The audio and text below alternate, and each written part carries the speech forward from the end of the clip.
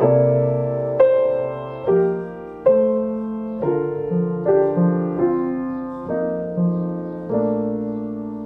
that pretty? This is my transcription of Danny Boy. As you can see in the upper right hand corner, I transcribed it back in 2002, and I'm glad to have revisited it today because I made some mistakes. So I've, I think, corrected my mistakes and added chord symbols for our purposes today. And I'd like to talk about the way Bill Evans recorded Danny Boy. In 1962, on the album Empathy, recorded with Shelly, Manne, and Monty Budwig. Bill starts the tune out solo, and then as we move into the next page, right around here, he modulates from B flat to G major. He does it all in the space of about half a bar, and it's a pretty cool modulation. We'll talk about it in a second. And when he starts out in G major here, about halfway through the tune, that's when his rhythm section joins him. All right, the tune Danny Boy starts with a pickup. We're in the key of B flat major, and I like his left hand. The first thing he does with his left hand is play stacked fourths. And I'm calling that an F sus chord, because we have an F, B flat, and an E flat, and the melody goes up to the sus note on the F chord, and then he resolves like that. He brings the B flat down to an A, here to here. So stacked fourths here, resolution here, nice B flat major chord. Now this is cool. I don't think in the original Danny Boy there's an F minor here, you know, like I don't think it, in order to transpose to E flat major, I don't think that, you know, it uses a 2/5. That's a jazz device. I think it probably went straight from a B flat major to a B flat 7. But as jazz players, we like to play the 6 on the minor chord, and that melody note, the D on the F minor, sounds great. And then he resolves it. He had an E flat here that goes to a D. I'd like you to pay attention to the inner moving voices. Can you hear those? I really like that. And we'll sing lots of his inner moving voices. So we've got like an E flat 6 chord. Sometimes I'll just call it E flat major, as you can see. I won't get into all the nitty gritty of every extension that he ever adds.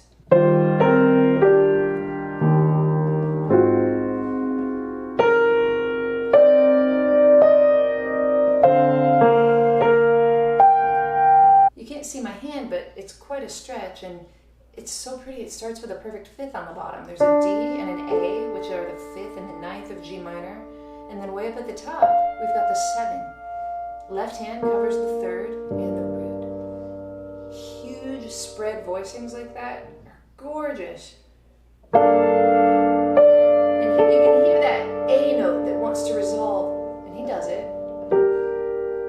See that on the fermata right to a G, and then it walks down one more and one more.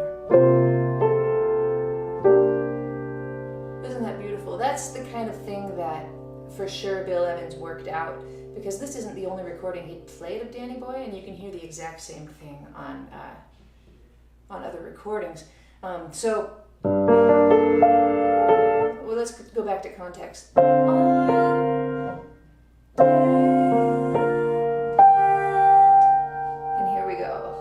This part in the lyric where it says on the mountainside.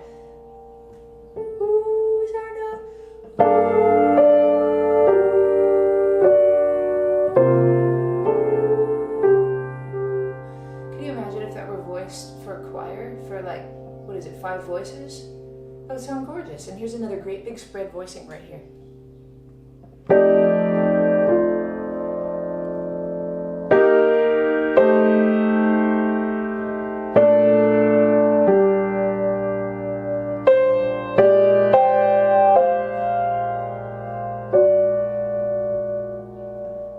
Solo piano device.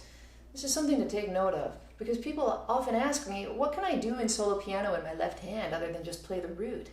You can do anything you darn well please, Bill Evans starts on the 9th of this E flat major 6 chord, goes to the 5th, goes to the root, and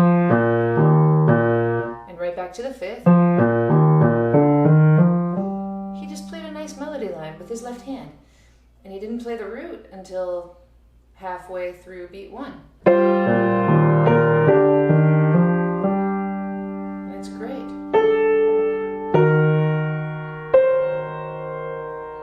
And you know, I'd kind of like to make a point about this, about looking for a cadence and then delaying the root with the left hand, because it's a device that solo piano players can use just to create a lot of, you know, depth and emotion and movement and interest. So let's, you know, just for a second, let's just take another tune. Like, say we were playing Georgia.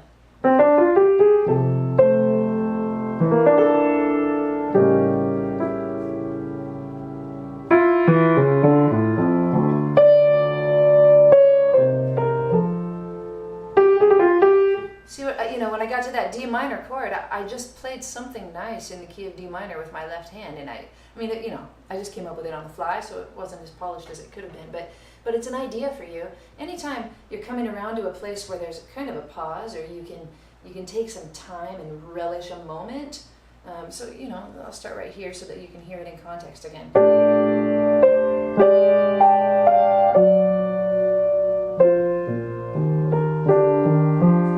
I mean, you know, he could have just gone.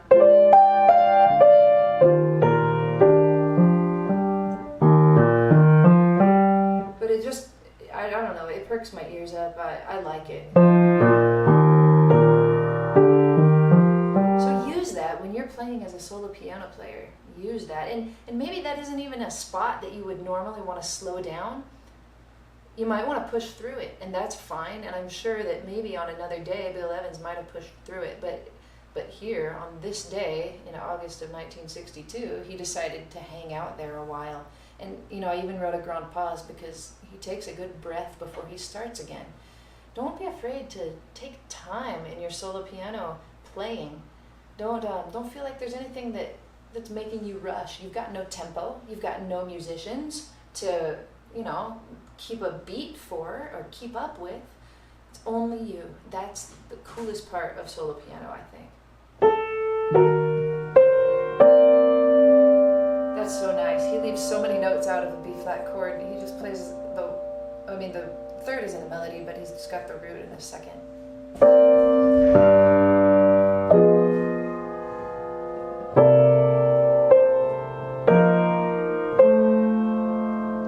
This is a nice thing that Bill Evans does kind of often in his solo playing, and I like to try to do it too, and it's to give a little bit of time when there hasn't been much time. So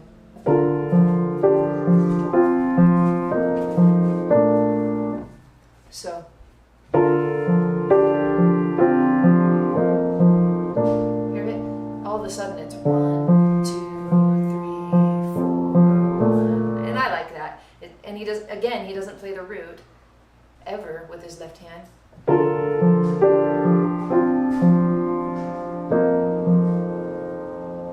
I should probably include right here that this is like an F sus. Just real quick on beat 4, isn't it? See how nice that is too? Because you're fully expecting him to resolve from the bar before. You expect him to give you a nice B flat in the bass, and the fact that he doesn't just kind of makes you long for more from him somehow, doesn't it?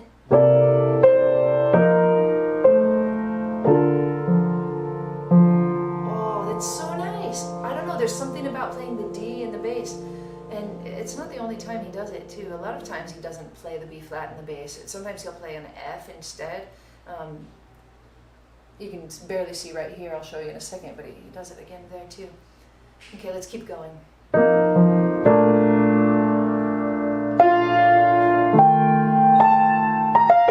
he kind of slows that down, and I've got, you know, Aimee notation with to show that you attack from top to bottom. That's a tiny arrow. He's a cute little guy.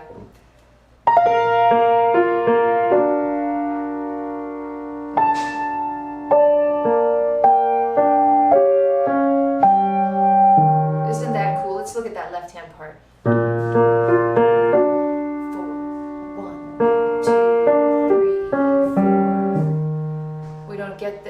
we don't get the E flat root until the of 4. He just arpeggiates the chord and gives us a nice beat, so that all of a sudden we have a tempo. Here we are on the next line. Here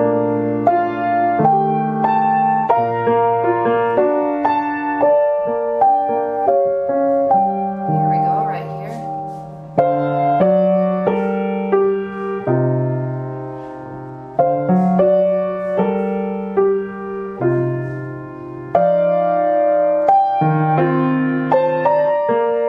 Oh, that's so cool too, right? Look how he broke up this C minor to F9, 2-5-1 and B flat with his left hand. Boom, boom, boom. And then it's up here. Oh, it's so nice. I have to play it again. Boom, boom, boom. And I mean, this is so cool how he breaks it up. Right hand, left hand, right hand. And then he even thinks to just give it a little tiny bit more of an embellishment and make us wait for that melody note instead of going da, da, da, it's do, do, do. And then again, he makes us wait an extra second to get the root of B flat. I think that's why we hear such longing in Bill Evans' music, is because he understands how to make us want something and delay giving it to us.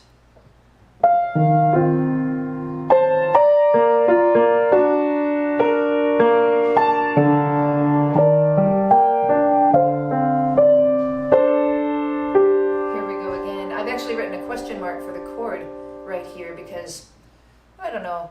I mean, I think it's G minor, right? That's how I would play it. Just if I was, spelling it out for you guys. But back to here. He's making us wait. I mean, those are just 3 notes. They could be anything. They could be G minor 11. They could be D minor 7. It could be an A chord of some kind, like an A minor 11. We don't really know, but our ear already knows Danny Boy well enough that he doesn't have to put in all of those notes. He just puts in a few. Oh my gosh, it's wonderful. And here we go. So nice. And he's got the E flat in the bass for this F7 chord. And then,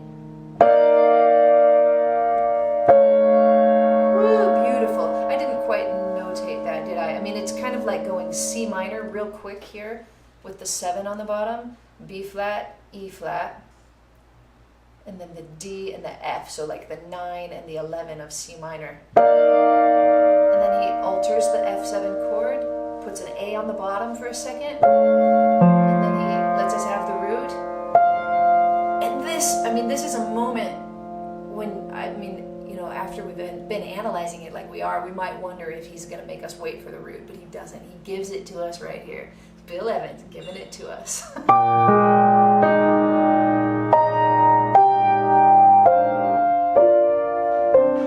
So beautiful. Oh, I'm sorry, my piano's a tiny bit out of tune.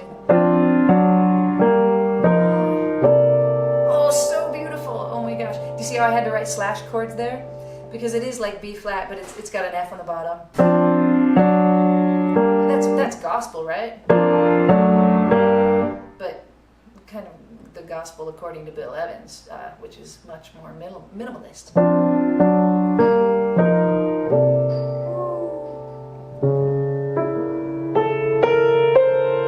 And let's turn the page.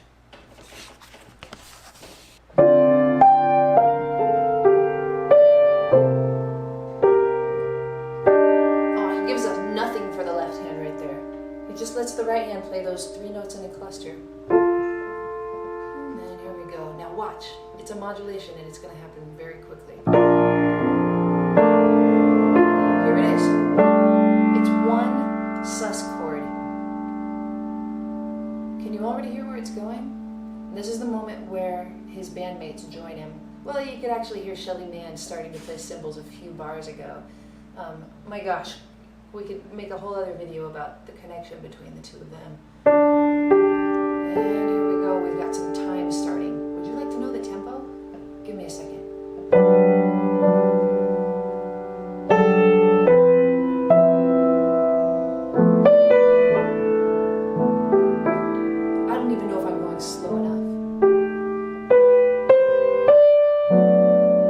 it's 35. I tapped it out on the metronome. They go so slow.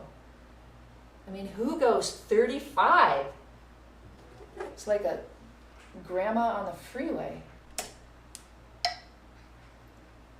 I pull my metronome out. Here's 35. Dun, 2. Oh my gosh. It's so slow. Okay, let's play along with it. Back here at the top.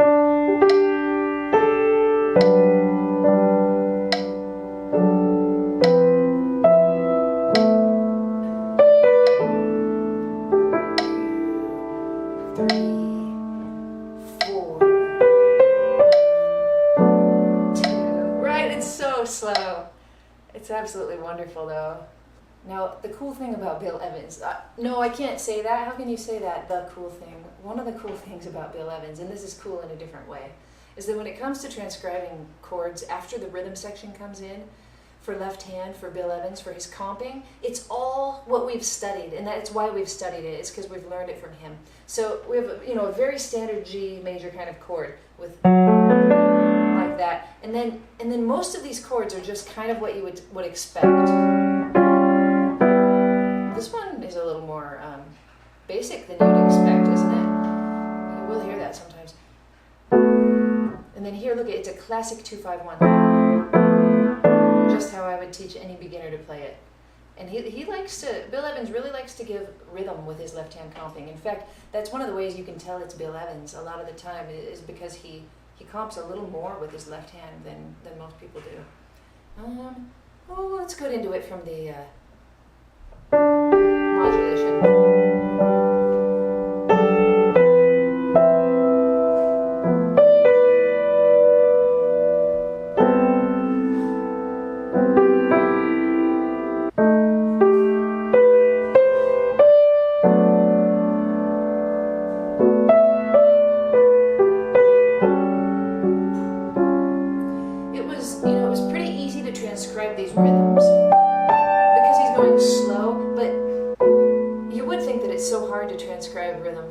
So slowly, but he plays in such good time with the rhythm section that it actually makes it really easy. Sometimes we've got 16ths, sometimes we've got triplets, and he seamlessly goes back and forth between them. That's kind of the cool thing to study in this section.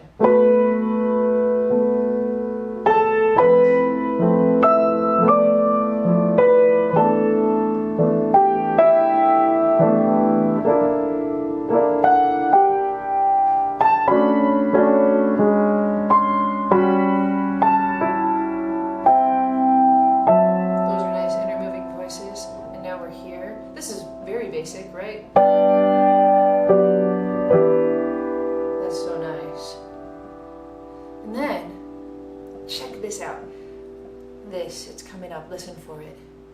Let's see. How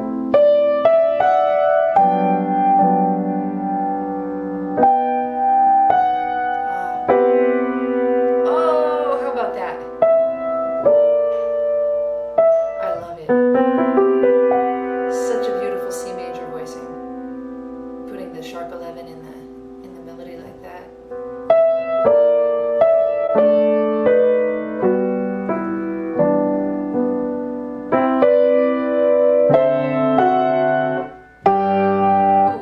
Quite right, but look how basic that is.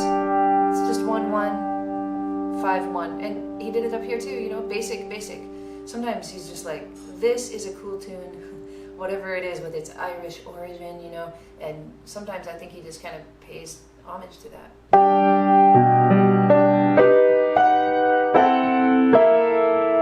That's so cool. And that's beautiful too, with the A9 sus.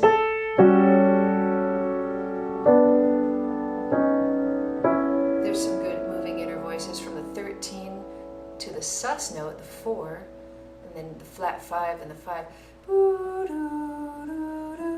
To hear that sus note, that 11 of a major or of a dominant chord, that's pretty amazing.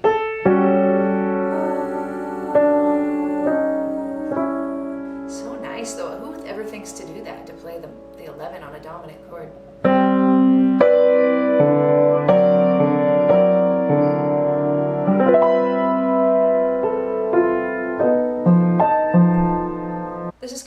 talked about before when he started to add some groove. In the page before, you know, it was a eighth note to a quarter because we were at a different tempo, but here he does it with 16th notes. It's a really nice, nice kind of rhythm that creates forward motion, I think.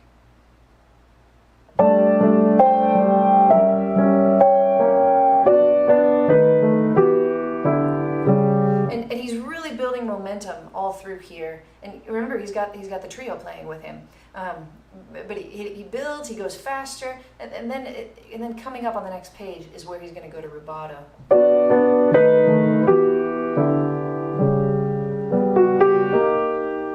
Oh, isn't that a nice voicing for an A7 chord with the flat 5 and the flat 9, and the flat 9 is the bottom note. He's got those, that's a fourth right there, a nice perfect fourth, and then just the 7. He doesn't even play the third. So nice. And you can see he's just about to wrap up the tune. In this bar here is where, this is where he, you know, starts to be rubato. That's a cool inner voice. That's nice.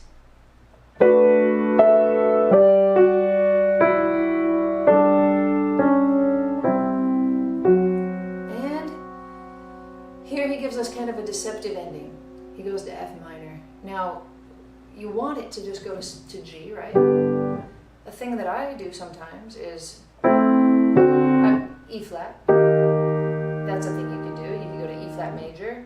Another thing you could do is to go to F7, the flat 7th degree of the tonic. So it's F and play it as a dominant chord. And walk up to, oh my gosh. Oh,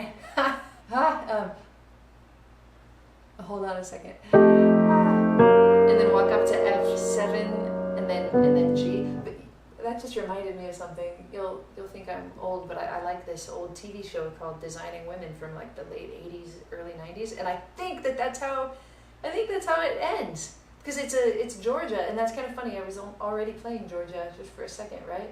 I think it ends like that. Anyway, oh my gosh. That's a tangent, but what if it's in the key of G? What if that's why it reminded me? It could be. Oh man. All right, bear with me, you guys. Okay, here we go. Ending the tune. What does he actually do? Here we go. F minor. Now, it's almost like he goes back to the beginning of the tune somehow, because what he does up here, all up high, is he plays the melody of Danny Boy from the beginning back in the key of B flat like we started in.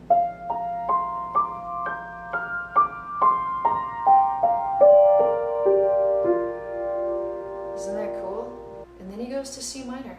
It's unexpected and absolutely gorgeous.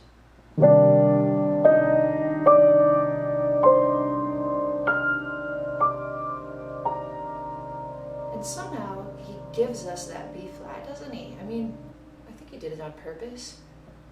And it's a B flat triad, and the tune started in B flat. It's almost like, I don't know, he just wants to kind of bring us back to that realm somehow. Maybe he really liked the sound of those two keys from B flat, which is kind of warmer and a little darker, to go to a bright sound like G, and then somehow bring it dark again at the end. I feel like that's maybe what he did. Let's hear it in context real quick.